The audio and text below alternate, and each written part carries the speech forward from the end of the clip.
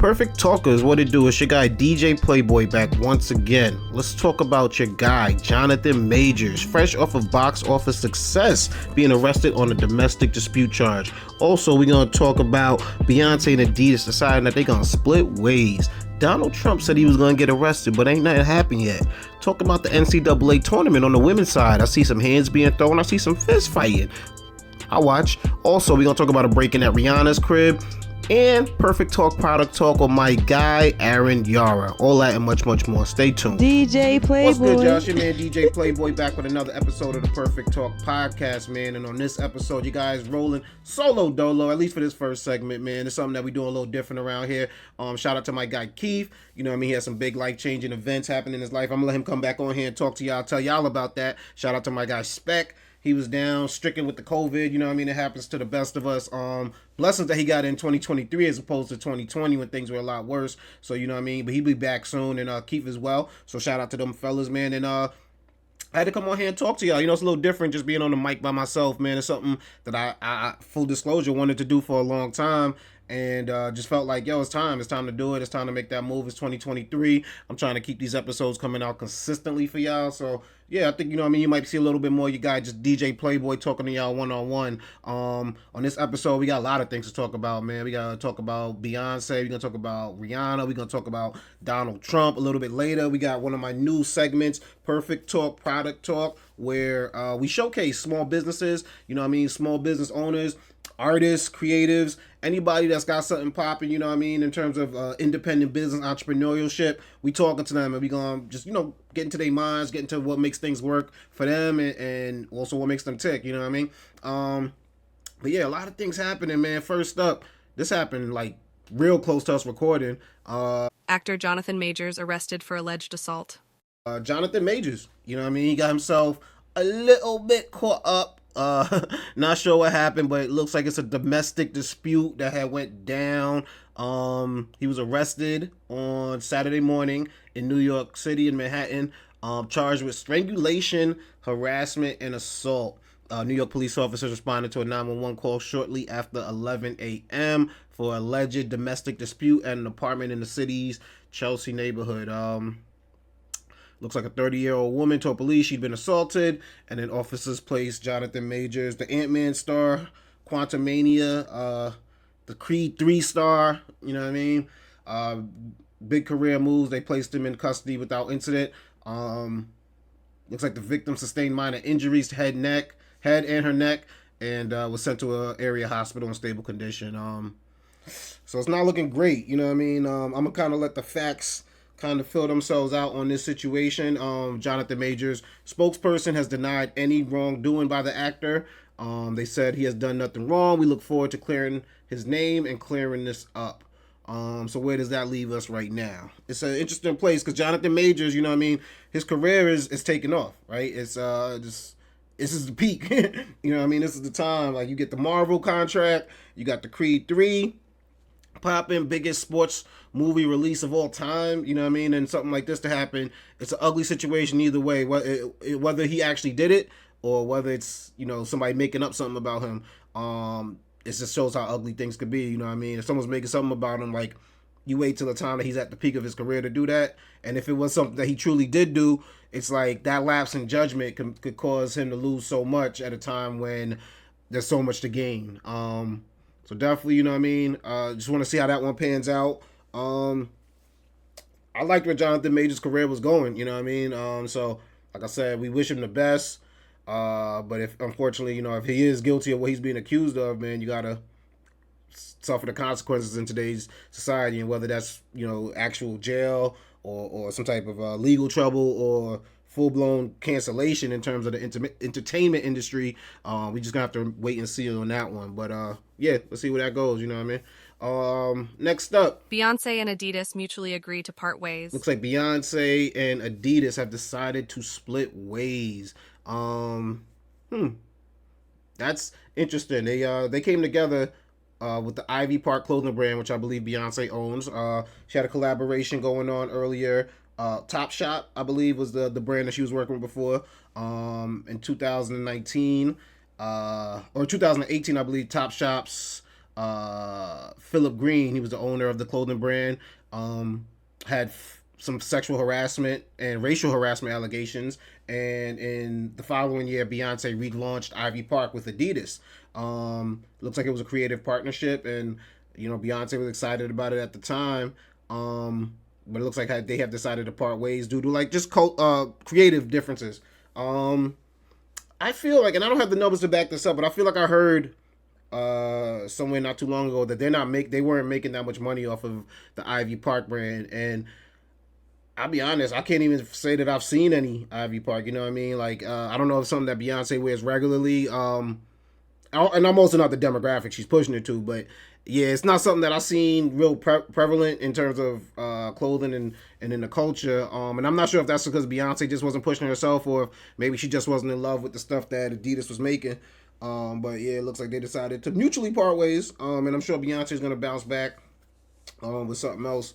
It's weird because Beyonce's such a she's so quiet in terms of like when she's not on the stage and when she's not in the studio, that like it makes you wonder like if she's big on pushing these brands.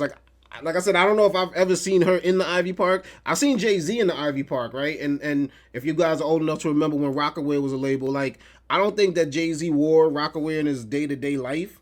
But however, if you seen him in a music video, he'd be wearing it. You know what I mean? Seen him pushing it. So like I said, I don't know if that's something maybe that Beyonce wasn't doing or wasn't interested in doing, or if that's more so something where like she wasn't in love with the brand. But we wish her the best. You know what I mean? I know she's got a lot on the way in terms of that big tour coming up.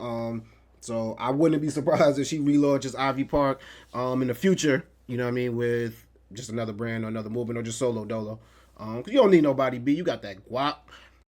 Whoopi Goldberg uses a slur on The View.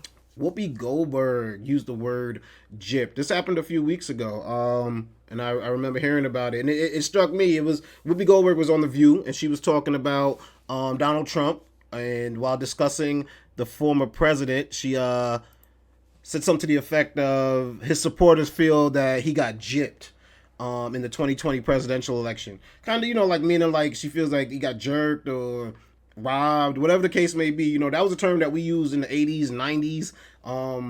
I remember it. I didn't realize until maybe after 2010, 2020 maybe, that gypped was even a slur. I knew it was something that the word that we didn't really use anymore. It was kind of old school. But yeah, it was at that point I learned that it was a slur, and I guess maybe Whoopi Goldberg maybe didn't either know, or just sometimes the way you used to talk is just so prevalent in your vocabulary that you're just like, yo, it comes out naturally. But apparently the term gypped is a slur against gypsies community. It's been used to describe the Romani people. Merriam-Webster defined gypped as being cheated, defrauded, swindled, and I think that was a term that Whoopi Goldberg was using it. But once she made that comment, a lot of people just came out on Twitter saying, "Yo, that's an offensive term. You can't use that." And the funny thing about it, I knew it was an offensive term, but I didn't even know it was for that community of people. I thought it was a whole different other community of people that term was used for. So it's not common knowledge. It's like I said, I knew it was a slur, but I know there's a lot of people who might have used the term not knowing it was a slur. And I think that's what Whoopi Goldberg had found herself in trouble with. She did come out and apologize and say, that she used the term wrong and shouldn't be using it at all. She said when you're a certain age, use words that from when you were a kid or you remember saying, and that's what I did today and shouldn't have. I should have thought about it a little longer before I said it, but I didn't. I should have said cheated, and I used another word, and I'm really, really sorry. And I think that's a genuine apology. You know what I mean? When you're on these microphones, in front of these cameras, you're going to say things that come naturally to your mind, and it's not always going to be politically correct or even up to the times, even though that might not be your full intention. I don't think Whoopi Goldberg wanted to hurt any group of people, but it just so happened that people were offended by her comments, and it's something that she's going to have to, just be aware of in the future. Because you can apologize for something once, but I think if you slip twice, they're like, that's how you talk. So we going to see, man. What is next? Donald Trump predicts his arrest. and the world waits to see if it will come true. Donald Trump, he put out that he was going to be arrested. He was at a rally, and he said that he was going to be arrested the following Tuesday or Wednesday, I believe, of that week, which is weird. Nobody really knew where that was coming from. We found out that I believe the New York district attorney was trying to do a probe into the Stormy Daniels hush money case. And I was a little bit confused by this one. I didn't even know that you couldn't give somebody hush money, but I guess it has more to do with the election law, that if election funds are used as hush money, which I think that's what they were alleging, then that is illegal. You can't do that. I didn't know I couldn't do that. Maybe Donald Trump didn't either. But it's wild, because what he did, he called for people to protest if he is arrested, which is wild. That you would even try to align a group of people to meet up somewhere to protest anything after what happened on January 6th. You a wild boy for that. But he kind of like has smoke for the DA Alvin Bragg. It emerged that this week that Alvin Bragg may have received death threats to his home, and that's something that's a little wild. You know what I mean? Like, Donald Trump on his Truth Social platform said, what kind of person could charge another person, in this case a former president of the United States who got more votes than any sitting president in history and leading candidate by blah blah blah blah blah when it's known by all that no crime has been committed, and also known that the potential death and destruction in such a false charge could be catastrophic for our country. Trump then answered his own question, adding, only a degenerate psychopath that truly hates the USA. That being a reference to Alvin Bragg, Manhattan's first black district attorney. And then I believe earlier that day, the former president referred to Alvin Bragg as an animal. And it's like, yo, you're wilding, bro. You know what I'm saying? Like, it's because the people that support Donald Trump, unfortunately, some of them are extremists and will go as far as hurting people. You saw that in the Nancy Pelosi incident where her husband was attacked by someone who just believed all this QAnon nonsense that they seen online. NBC News reported Friday afternoon that the NYPD and FBI are investigating a letter mailed to Alvin Bragg that contained a death threat and a white powdery substance, which was later found to be non-hazardous. The letter reportedly came from Orlando, Florida, and was postmarked on Tuesday. Yeah, and they said the craziness started when Trump got on there, predicted his own arrest, which actually never happened. It didn't come around to happening, but basically just caused a big stir. And I don't know if it was like a media ploy, a publicity stunt, whatever the case may be, to just get that attention back on the upcoming election and his upcoming campaign. But it's dangerous, bro. When your words are that dangerous, that it's a scary situation.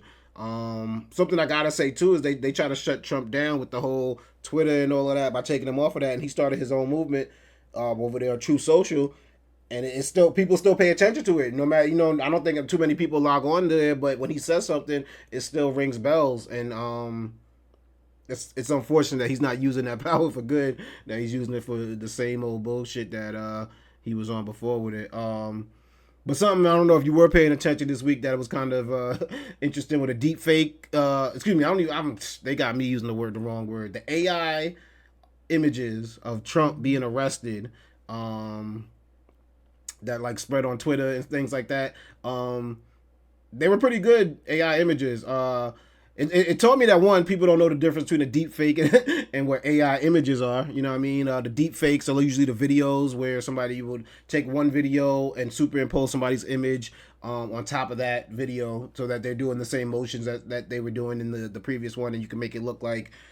So basically, if Donald Trump was getting fucked by one of these officers in a video, that would be a deep fake. But these pictures that we saw were AI generated, which is scary because it shows that both of them could be used to make fake news. And it was a picture, I think the one of Trump getting gang tackled. I guess the way you really knew it was fake was when Trump was running away. Like, it just all seemed kind of silly. But there obviously are people online that will believe anything they see in a picture, you know what I mean? And Twitter itself had to come out and say that this isn't an actual image, that this is a AI image, this isn't real.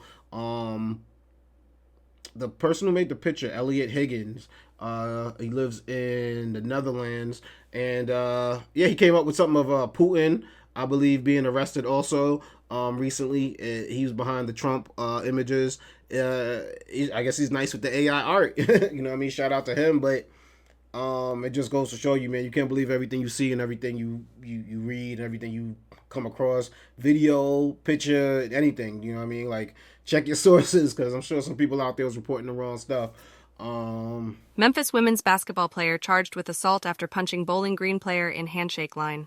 This one, I don't know if y'all paying attention to the NCAA tournaments going on out there. March Madness still in full effect. Shout out to everybody out there still playing. Shout out to everybody out there betting, making that guap. And I don't know if y'all pay attention to the NIT tournament.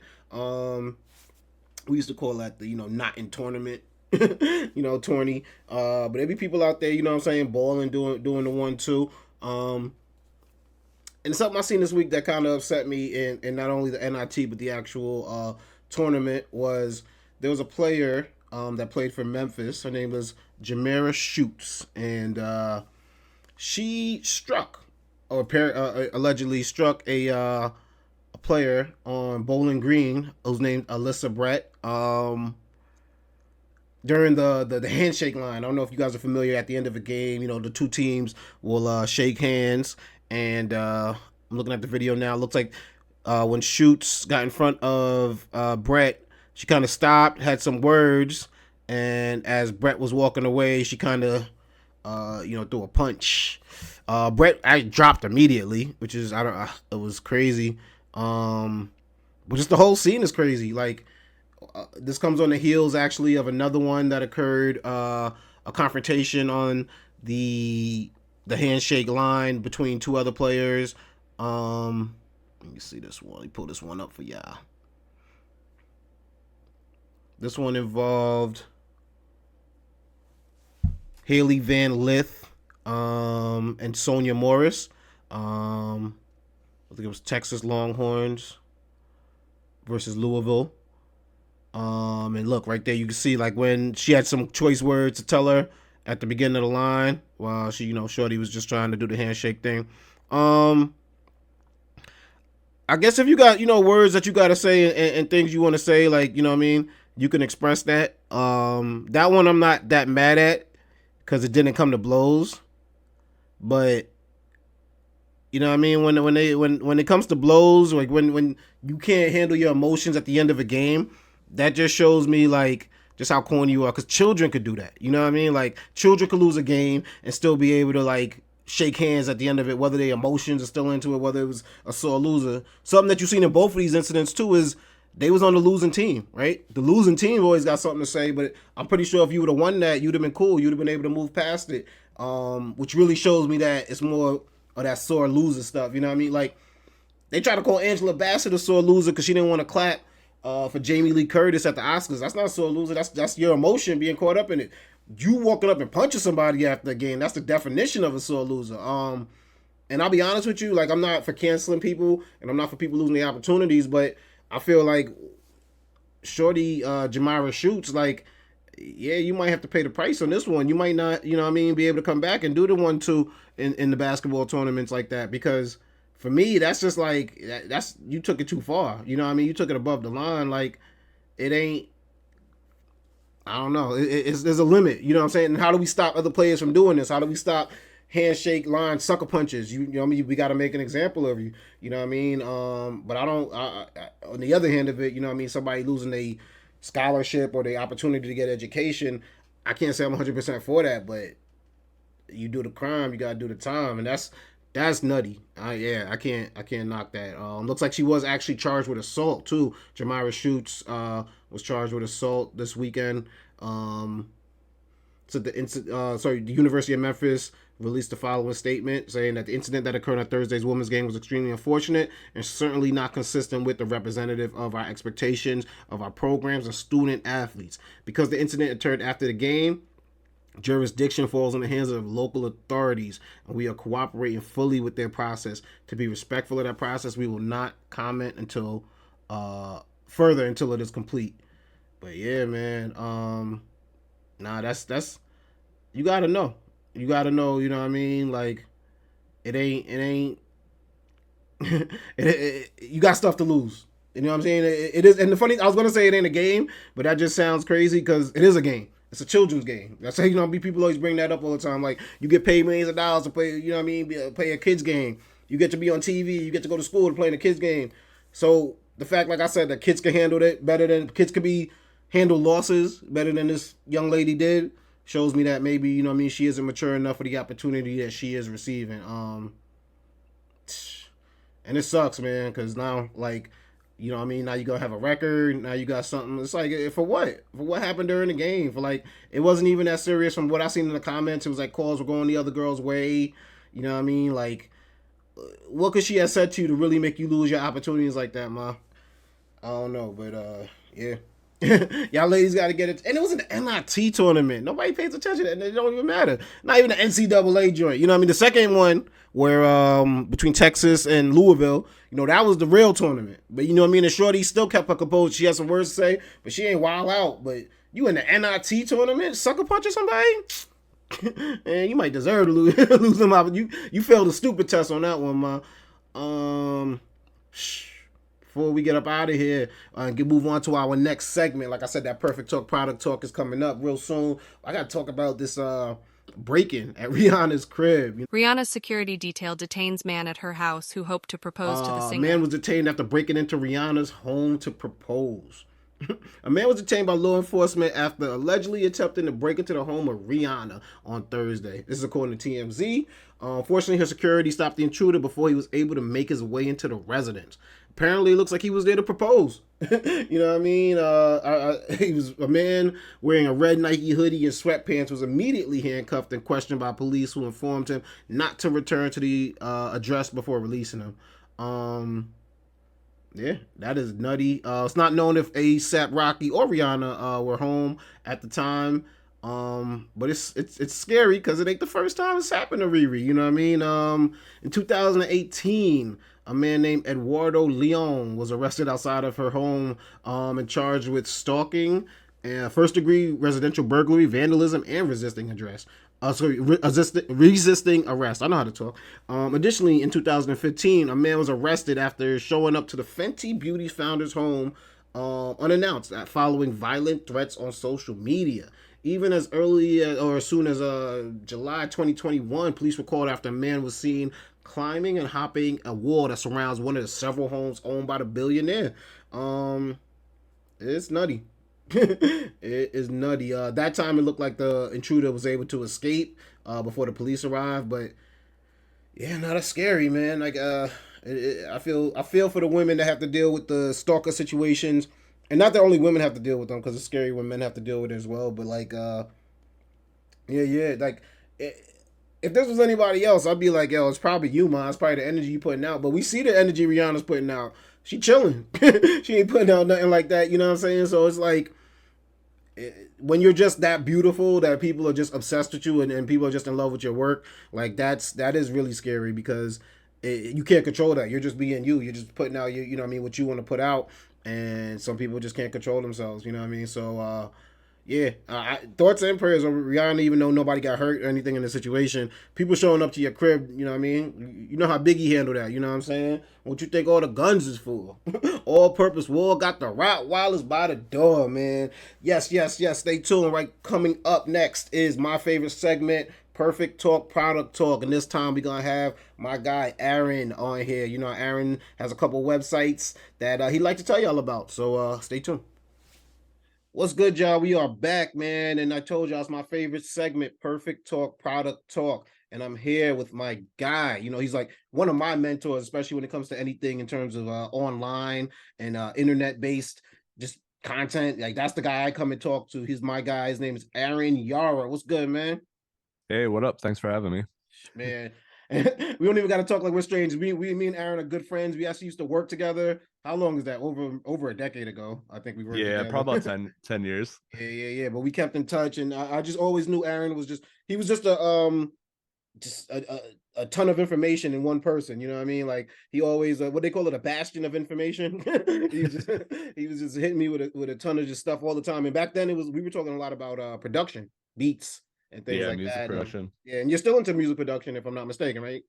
Yep, I'm in the lab right now. I got everything. It's just mostly a hobby though. Yeah. And you kind of shifted your focus over to websites. Would you call it blogging? Was that is that the official term for it, or? Yeah, well, I currently run 2 blog websites, Okay. but yeah, I've run a lot of different websites over the course of my life. That's sweet. That's sweet, man. And I know that right now you're running 2 of them that are doing some really big things. So we definitely gonna get into that. What are the names of the 2 websites that you're running right now? So the main website I run is called Phaser Media, and it's kind of like the best compliment we ever got was from a friend of our family who said it was like BuzzFeed before it got shitty. But Mm. yeah, it's just kind of like pop culture stuff, but we focus on a kind of obscure things or weird things you wouldn't normally think about. Okay. And then the second website is called Puff Crunch, which is kind of a junk food website. We cover a lot of chips, energy drinks, soda, candy, and it's just kind of like my friend and I like eating a lot of junk food, so we figured we might as well put some writing out about it. Yeah, why not, man? Do it up. And just I run Perfect Talk podcast, and I do another podcast with my homegirl AO Niche, and I have a radio show that I do with my guy DJ Show. So I know how busy things can get. So this first question actually might Definitely. be a selfish one more so for my own. I need the answer more than anything. But as an entrepreneur, a parent, and a husband, how do you navigate the work-life balance? Staying very organized.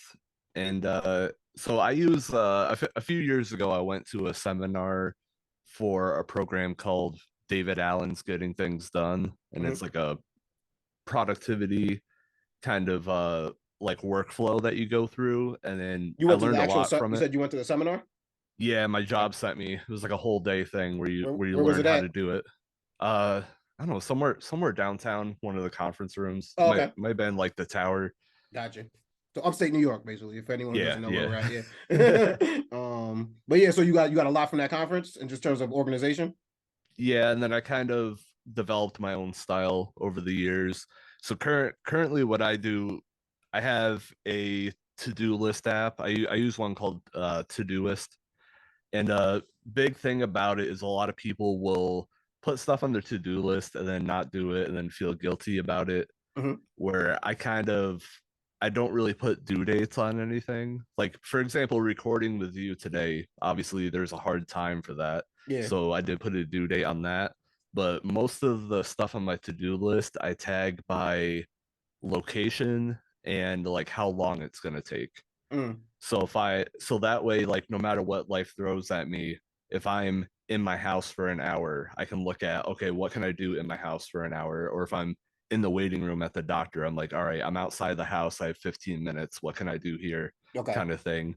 So everything's kind of, instead of being based on hard timelines, because I feel like that just makes you overwhelmed, is everything's based on like location and priority Mm. instead. Mm. And then that way you can just, whenever you have free time, you just knock as many things off the list as you can, fill the list back up, keep going, kind of Yeah. thing.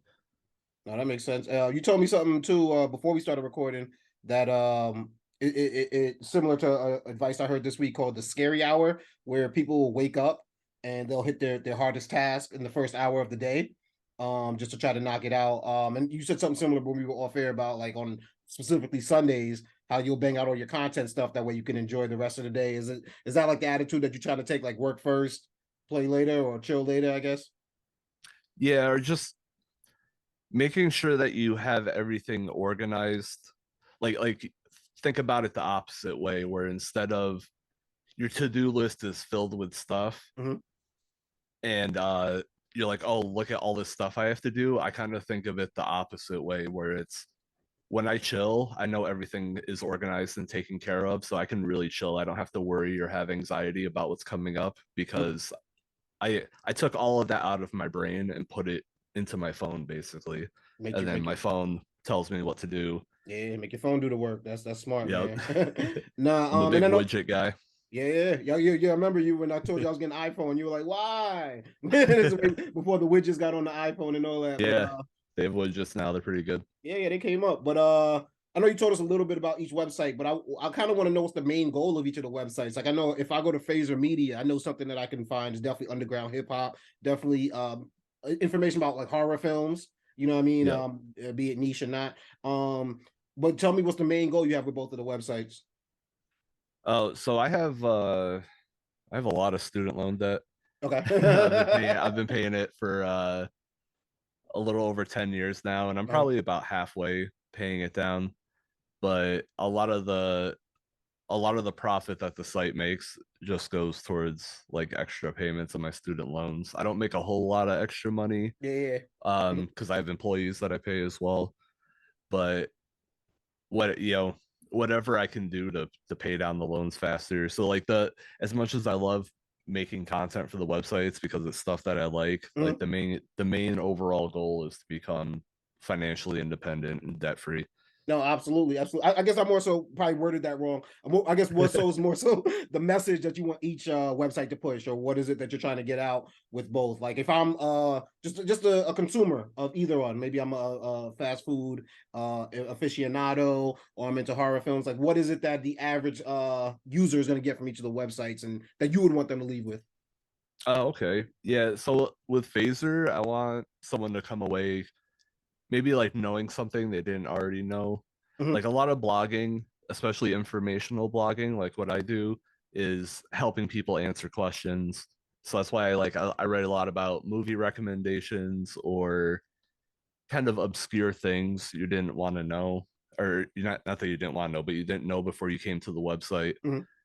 And I don't know, just kind of helping people answer questions that they have about things that they're really passionate about, like horror movies or junk food.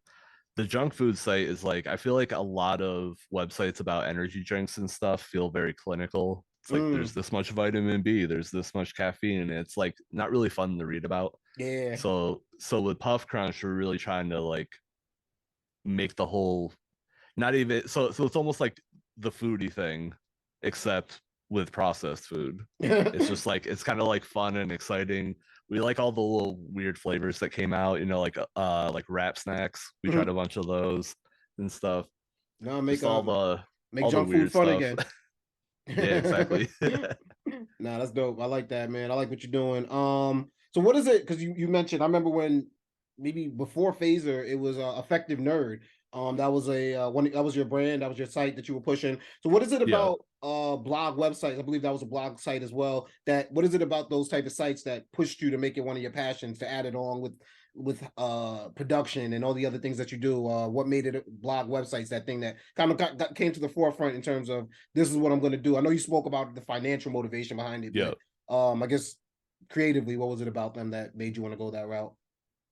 As a person, even though I do have like the creative side of my personality, I'm a very analytical kind of data driven person. Okay. And running websites is something that kind of combines both of those, like the hard data with creativity. So it was something that kind of just spoke to me naturally. Also, I got my start really early. Like I started writing HTML code for websites when I was like 9. Okay.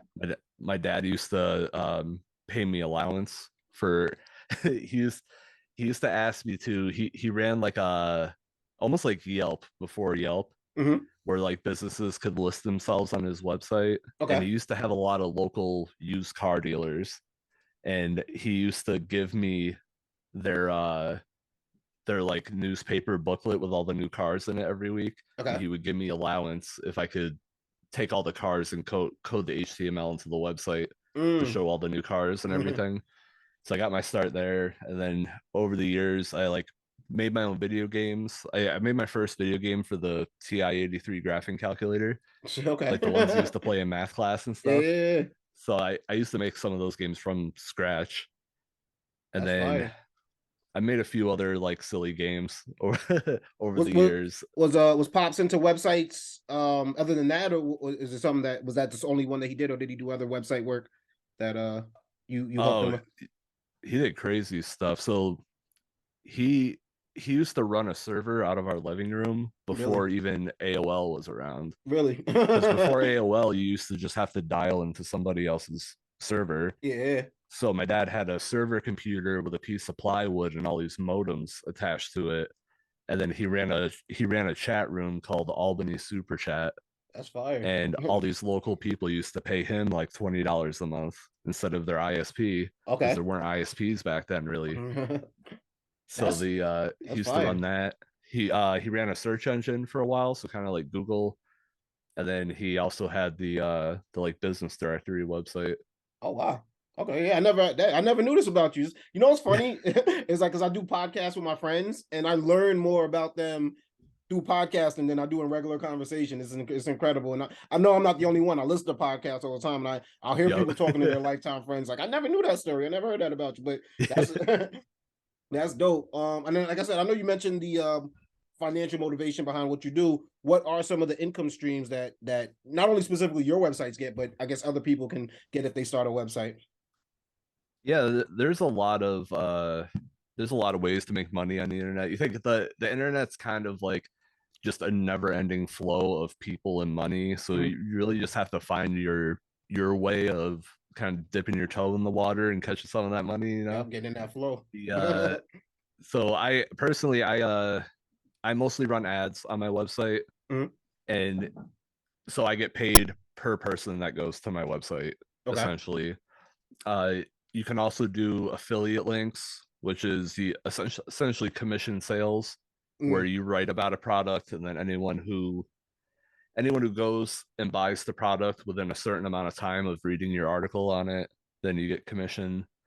Um, you can sell, I don't sell any physical products. I have a TeePublic where I sell t-shirts, but they handle all the overhead and I essentially get commission for it. Definitely. Yeah, I've seen And some the of your way designs. Yeah, they look fire. yeah, yeah, I just put the first Puff Crunch shirt up this week. Okay. It looks like the like thank you bag from like a bodega, but Yeah. it says caffeine for all of them.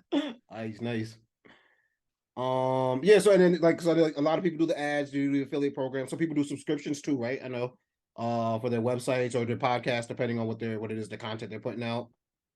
Yeah, you really like monetization. You can monetize however you want, but there are some content and traffic strategies that pair better with um certain type of monetization strategies.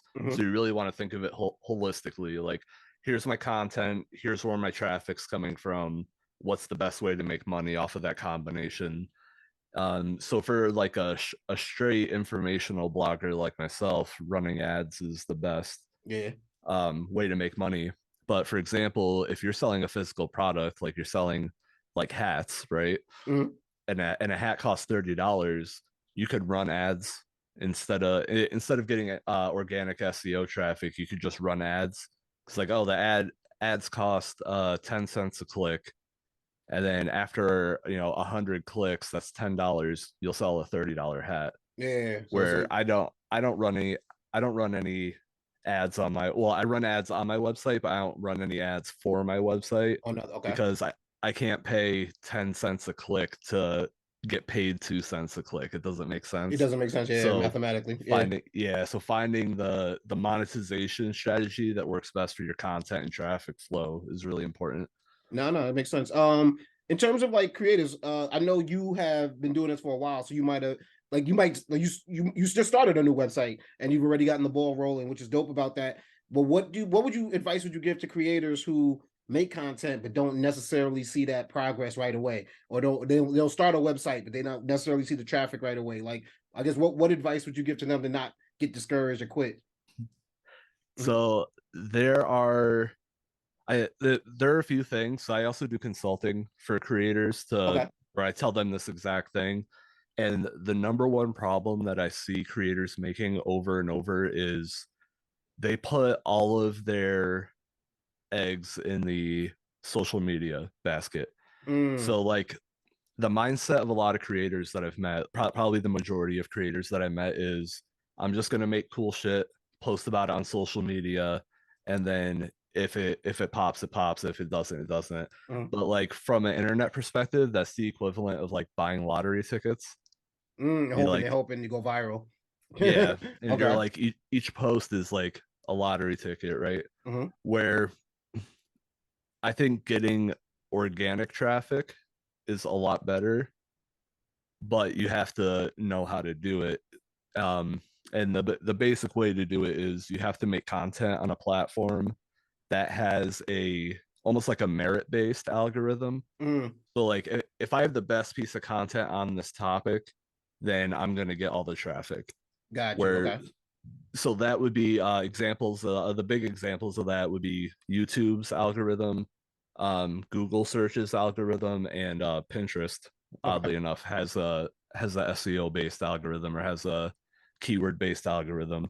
Where social media platforms are more like a popularity contest. So, like I said, like posting on social media is kind of like buying a lottery ticket, where investing in a topic that you can be the absolute authority on is more like buying stock Yeah. kind of thing.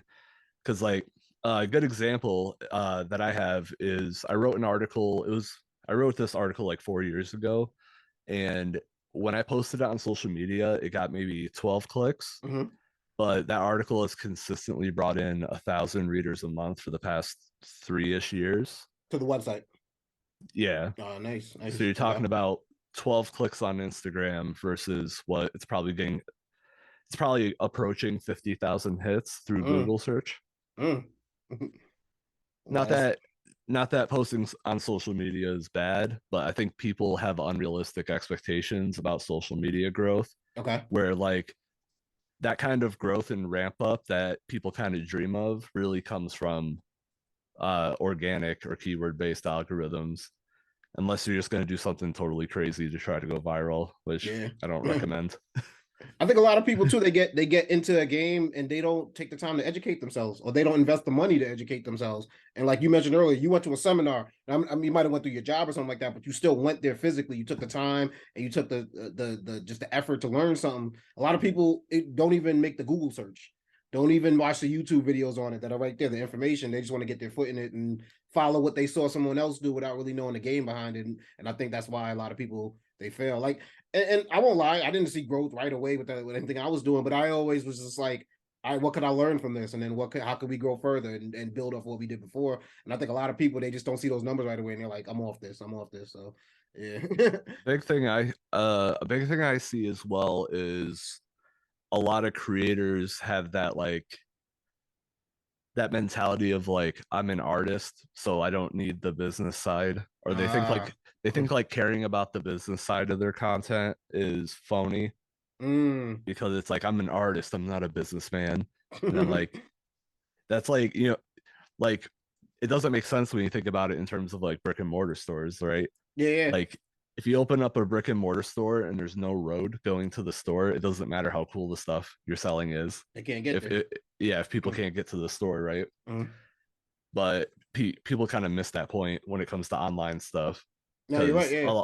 A lot of people have that very narrow social media focus where it's like, I just need to become as popular as possible, where that's not the only way to do things. And I would argue it's not the most lucrative way to do things. No, not at all. And I fell into that before too. You know what I mean? Where I was just like, I'm a DJ. I don't I don't need to learn this. I don't need, and it's just like, no, that's not that was the antiquated way. That's when we needed gatekeepers to let us in. And now, yeah, like record, radio companies, record producers. Yep, But we don't need that anymore. Yeah, but you still have to use the same tools that they use. Exactly. And a lot of people don't know. No, I'm just a DJ. I'm just a rapper. I'm just it's like, nah, you gotta get in there. You gotta learn the game. And I know you mentioned your dad earlier, but what other mentors or individuals inspire you within your own field? Yeah, so I mean that's kind of hard. I know. So in general, I really like hyper creative people or people that try new things.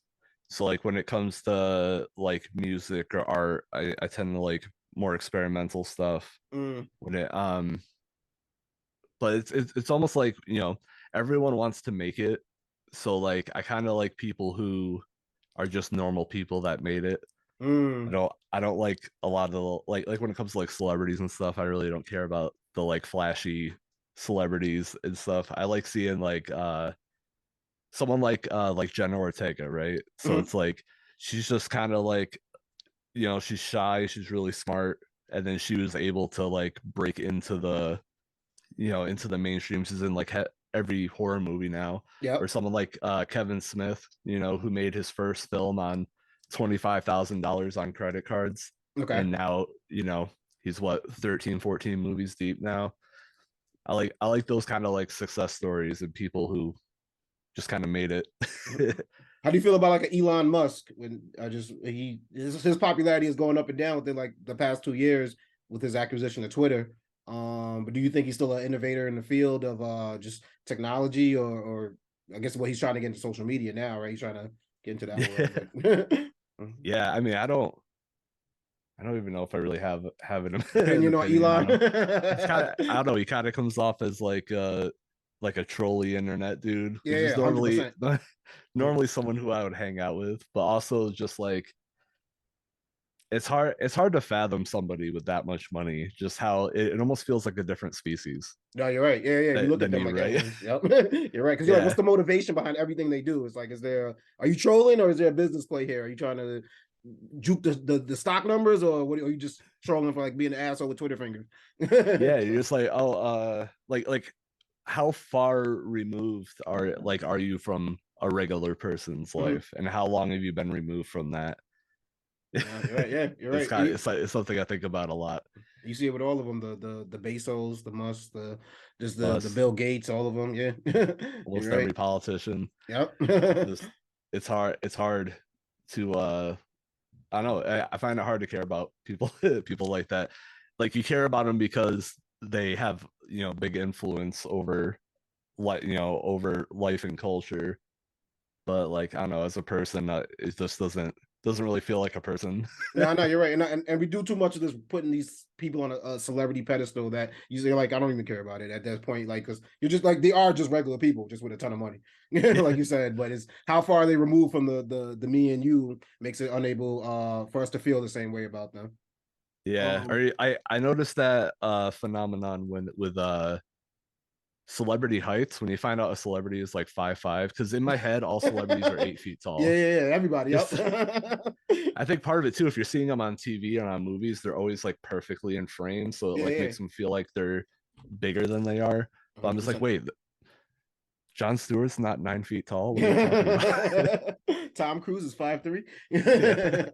No, I always ask Keith on every episode what he's listening to or what he's watching. Anything entertainment wise that you're into nowadays? Well, I'm waiting for Barry season 4 to come out. Is that on HBO or Prime? I can't remember. That's HBO, right? Yeah, okay. And I think it's gonna be the final season, so it's gonna be really good. I just watched The Menu last weekend. That's the movie, right? The critically acclaimed one. Dark comedy, if I'm not mistaken. Yeah, it's like, I would call it more of like a horror satire. Okay. Because like it's not like laugh out loud funny. It's not a horror comedy like the way like Beetlejuice is a horror comedy. Gotcha. Okay. But it definitely has like this dark satire to it. That's really cool. But yeah, I thought that movie was awesome. Did you? I've heard a lot of good reviews on it. And then music wise, what just came out, Danny Brown and JPEG Mafia had a collaborative album that came out 2 days ago. Yeah. And that was pretty wild. I listened through it once already, but I need to give it a second listen to really dig into it, because it's really wild. No, Danny Brown's really wild, yeah, and I know JPEG. Yeah. I don't know. I know a little bit more about Danny than I know about JPEG, but they both seem like some wild boys. So I can imagine musically that comes together for a wild mix. Yeah, I feel like it's a lot more experimental than I was expecting it to be, because I feel like both of them together are kind of like, they have like these like cartoonish personalities, so I thought they would lean into that more, but it's really like heavily like avant-garde production. Okay. And just everything's kind of choppy and chaotic sounding. But I know I liked it on the first listen through. We'll see what happens. Go check that out. Any tips that you'd like to give young bloggers, website developers that we haven't touched on yet? Yeah, so do your homework when it comes to making sure that your website, like almost every creator needs a website at this point. And just having a website isn't good enough. You need to really make sure that the website itself functions as like a well-oiled machine. So you're talking about making sure every page on your site is optimized, making sure all of your databases are optimized. Make sure that your site runs really fast and that it has all of that. There's essentially when an algorithm looks at a piece of your content, there are like hundreds of factors that it's factoring in. It's not just how good of a piece of content it is. It's like, are the pictures the right size? Are the pictures labeled correctly? Is there, does the site load in under 2 seconds? So just making sure you're checking off as many of those boxes as you can. And there are a lot of free tools out there that'll help you do that, whether it's WordPress plugins or external websites. Nice. What's next for Aaron, personally and professionally? I got potentially some new stuff coming up and that I can't talk about yet. Ooh, and, okay, exclusive. Yeah, come back and let us know if it pops off. But yeah, what can you talk about? So we recently launched Puff Crunch like a month ago. Okay. So the goal for that now is to get it to 50,000 users a month. That's when you can get like around 50K is when you can start getting off of Google ads, which don't pay well, and then you can land a contract with a bigger advertising firm that'll pay you better. So just which Phaser got to that point like around 5 months ago. Okay. And then getting that, so getting Puff Crunch up to 50,000 users a month, and being able to land a better advertising contract, and then that'll, that way I'll have, just from a lifestyle perspective, that'll give me 2 passive income streams, and then I can, start building something else on top of that. Pay off that student loan, man. Yeah, I'm kind of going for like a complex thing, right? Where like Phaser is like would be like complex, like the main website, and then Puff Crunch would kind of be like First We Feast, and then just kind of adding on different brands that I can manage. No, definitely that's a good model to follow, man. Any business philosophies that I guess you personally use in your own business or may have heard just coming up in the game that you'd like to leave the people with? Yeah. Don't take everything so seriously. I see it. So like there's a lot of people out there like Gary V, for example, who's just like hyper, let's get stuff done all the time. Here's all these little tricks. And it's like you're going up against multi-billion-dollar algorithms, whether it's social media or any other platform. Like they're gonna know if you're phoning it in or trying to trick them. It's kind of in my opinion, it's kind of arrogant to be like, oh, I'm just gonna do this and pop off, where it's like you're not gonna beat some of the most sophisticated AI in the world when they're reading your stuff, because all of your content gets read by AI before it goes to people, right? So I try to take the most natural approach to growing my business and my content that I can, whatever kind of feels right. You make sure that you're checking off all the boxes, but you don't have to. There's no crazy strategy that's going to make you successful, and like anyone who tells you that is just wrong. Lying to you. So just do what's best for you. Make sure you have everything up to date and running well, and just kind of let it go. Don't try to trick anyone. Don't try to do anything sketchy. It's hard. You like a lot of creators are, there's kind of a desperation to get popular and everything. As fast as possible, yep. And then that leads people to trying out all sorts of crazy different strategies that not only don't work, but can also hurt you in the long run. Because now if like yeah, or like so like your fans and your users see you doing crazy stuff, and then on the algorithmic side of things, there you can get labeled as being spammy, or and then when you actually turn yourself around and you start making good content again, everyone no one trusts you anymore. You're climbing out of that hole. Yeah.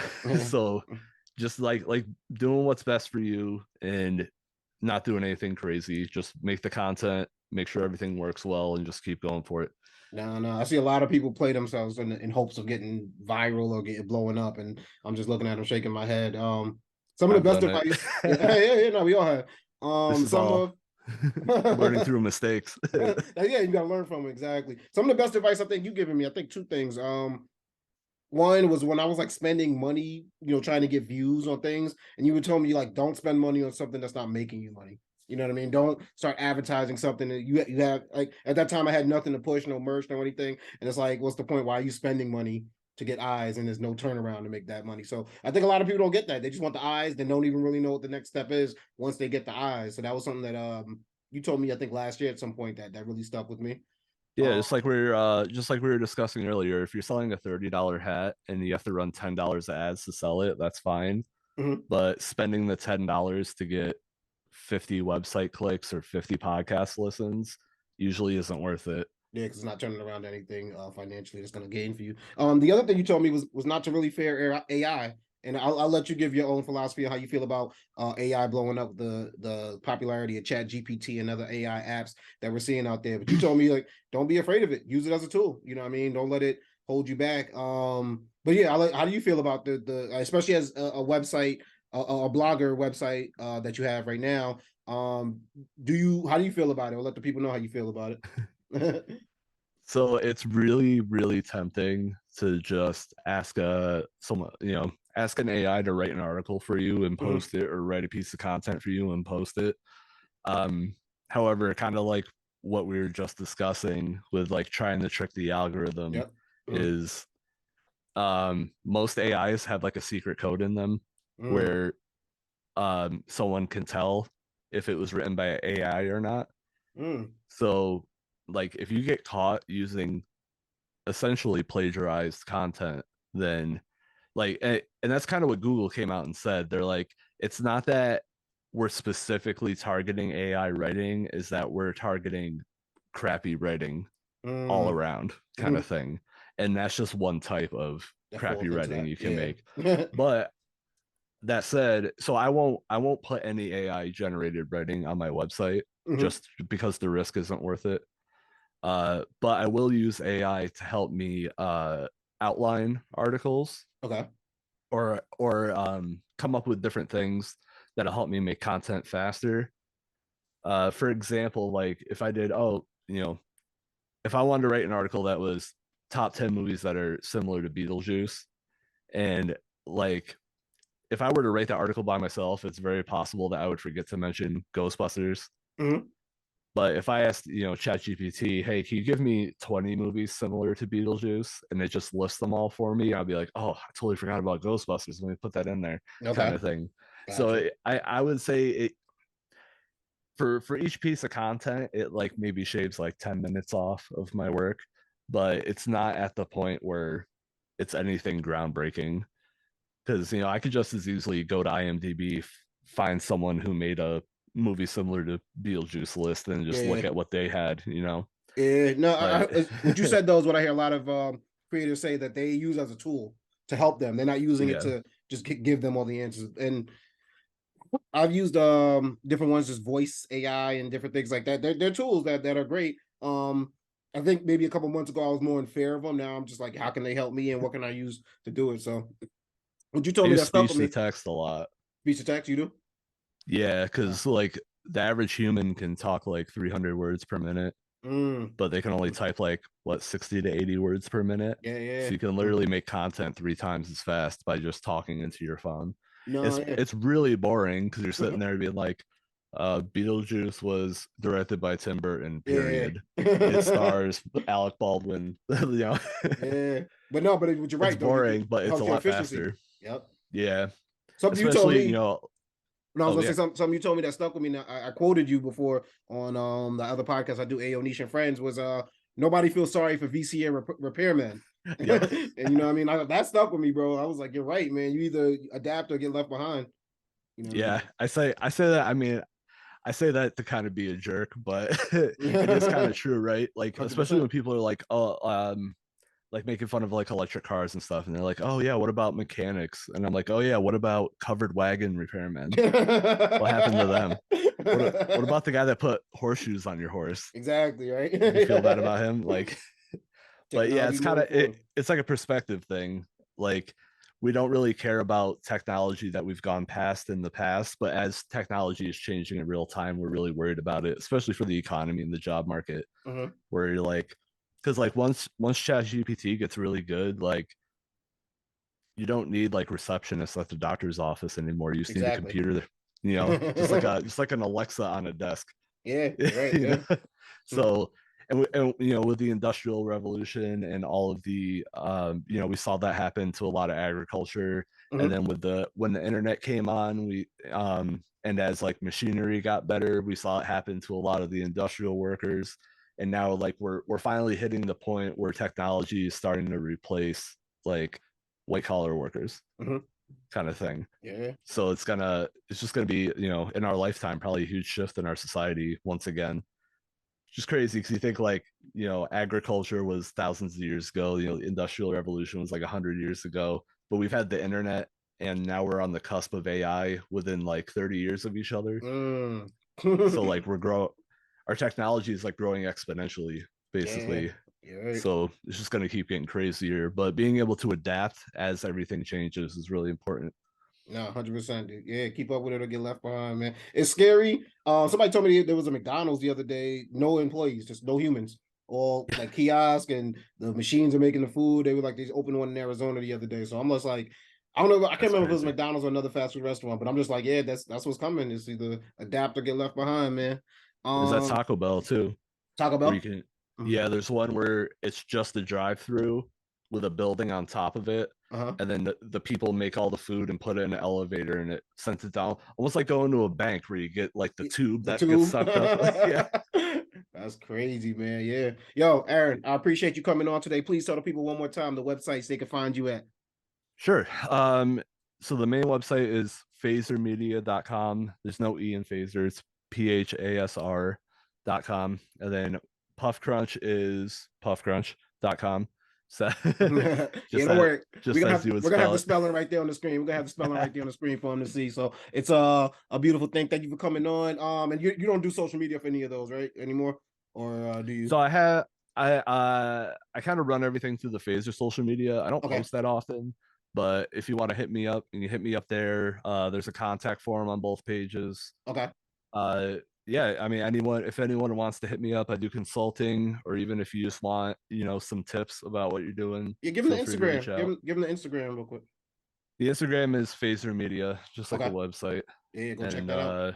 phasermedia@gmail is my email if you want to hit me up. Hell yeah, man. Check Aaron is, like I said, a bastion of information, man. And he's helped me out with a lot of things I'm doing and a lot of things I'm doing moving forward. So definitely take advantage and holler at the kid. That's another episode in the books, my guy. You can check out Perfect Talk. Actually, you can check out your guy, DJ Playboy, on Twitter at DJ Playboy. Also on Instagram at PLICCAPLAYBOY, PLICCAPLAYBOY. Also follow Perfect Talk at Perfect Talk Radio on Instagram and on Twitter at Perfect Talkers. Every episode available on www.perfecttalkpodcast.com. We got the Perfect Talk Podcast, my radio show, The Night Shift. I do with my guy DJ Show, and The Night Shift. So go check that out. It's the other radio show I do. Also, you can find every episode of Perfect Talk Podcast, Google Podcasts, SoundCloud, Spotify, iHeartRadio, Apple Podcasts, you know, the big ones, and we're trying to get them in some more places too. So keep an eye out for that. Aaron, thank you for your time today, brother. Thanks for having me. Yeah, no. We're gonna keep it going. Perfect Talk, product talk, you know what I'm saying? Any small business owners out there, holler at your guy, DJ Playboy. Hit me up on my Instagram at PLICCAPEZY, PLICCAPEZY. Tell me about your small business, and we'll definitely showcase you on here. You know what I mean? I like to get inside the brain of like entrepreneurs and small business owners, because they got so much information and gems to leave us with. So Aaron, thank you once more for the gems, and say goodbye to the people, brother. All right. Peace, everyone. Peace.